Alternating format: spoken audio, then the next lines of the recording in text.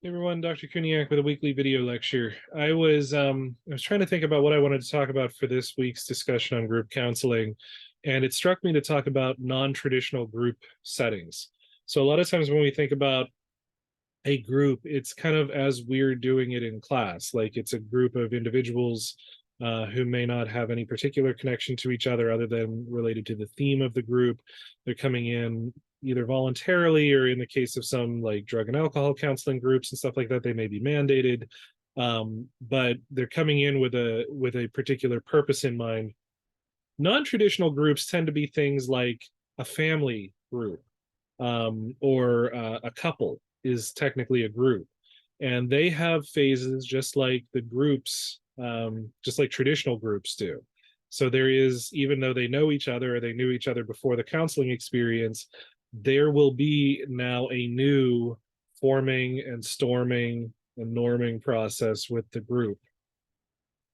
One of the things that got me thinking about this was when I was in family-based counseling, the supervisors would go to trainings associated with family-based, and they talked about the same stages of team development. So again, if you've never been in family-based, or if you don't recall me talking about this, family-based is a team delivered service. So there's a primary and a secondary counselor. The primary and secondary part don't necessarily have different um, requirements. It's just a part of the process. Primary has to have a master's degree or equivalent. The secondary may or may not. It's more of a classification than it is like everybody does equal work. But anyway, so the teams had clinicals and lectures every month. The supervisors also had a supervisors training. And so one of my supervisors, or lecturers in the supervisor training, talked about these different stages and talked about the nuance to trying to put people together as teams in family based. A lot of times you don't have a lot of control over it. It's just like, you have teams that have already been formed. You attempt to hire them partners. You just put them together because there is a space, there's a need. This person does not have a partner, so you put the new person on it. But at the same time, if you have an opportunity to, you try to have meaningful teaming opportunities. So like somebody who has, is more skilled in this area, and so this other person would be beneficial to complement them. But again, it doesn't always happen that way.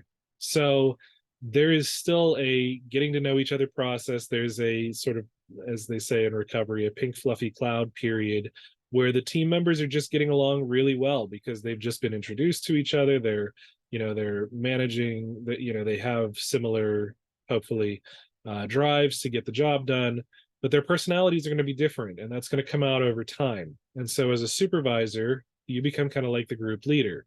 And so you need to then monitor what the team is doing, how their personalities are meshing or clashing. It can be important to have individual supervisions as well as team supervisions, as well as group and agency supervisions to try to manage these sort of things. And so if team members can actually go through a storming process, which is very uncomfortable for everyone, just like it is if the group goes through a storming process, just like it would be if the family is going through a storming process. It can be very uncomfortable, but if you go through that successfully, that team can be extremely united, and because they've kind of survived it together and they've conquered some sort of challenges together. And so people do tend to do better with that. So just like in this very specific example, work backwards, it's the same for groups. Now, we don't always get the opportunity to get through a storming phase with groups that are continuously enrolling new people, but you will have problematic group members who will bring out problematic dynamics in the group. And those are opportunities for small storming periods.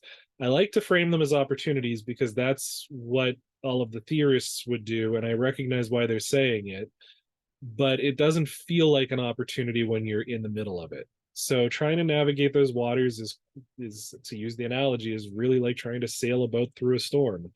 It's difficult.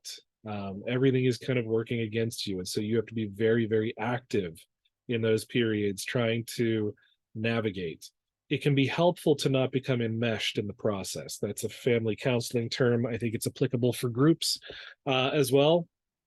that's where you become inducted into the dynamic that's going on. You start to take sides. So it's important to kind of have a goal in mind to help navigate the group, the family, the couples, the team of counselors. It's important to have a goal in mind so that you can keep navigating towards it, whatever that is, your lighthouse, to keep using the metaphor, to get you through. So that's why it can be helpful for groups to have themes, because you can kind of keep that stuff to help keep people on topic and to help keep people discussing things appropriately. Um, that's why it's helpful to get a treatment plan put together for families and couples, because they're going to try to induct you. They're going to try to pull you in. It's a natural part of the process, but it's important for us to kind of navigate that chaos. And if we do go through chaos, we can come out better on the other side. Um, so, different people have different theories of how to approach that sort of stuff. I try to be more distant, literally sitting back in my chair and observing a little more. Sometimes, though, with these dynamics, you need to kind of get in the middle of it, while still remembering where that lighthouse is to get you out. Yeah, so those are some things that I wanted to cover. There will be difficult clients in your groups. It would not be inappropriate, in my opinion, to meet with those individuals outside of the group to try to shift the dynamic. Sometimes you just can't do it in the group setting.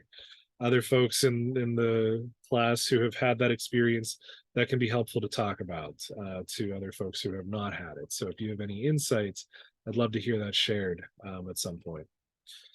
I won't make this really long. I just wanted to kind of cover this and get through this midpoint conversation, because I do think it's important to recognize that difficult group dynamics are going to happen. It's helpful if you think of them as an opportunity, despite how uncomfortable they are. And it can be even more beneficial for the group if you can successfully navigate through it, despite it being challenging. So hopefully this was a helpful conversation. Let me know if you have any questions, comments, concerns. I won't see you in the coming week, but we will talk after. Take care and reach out if I can be helpful.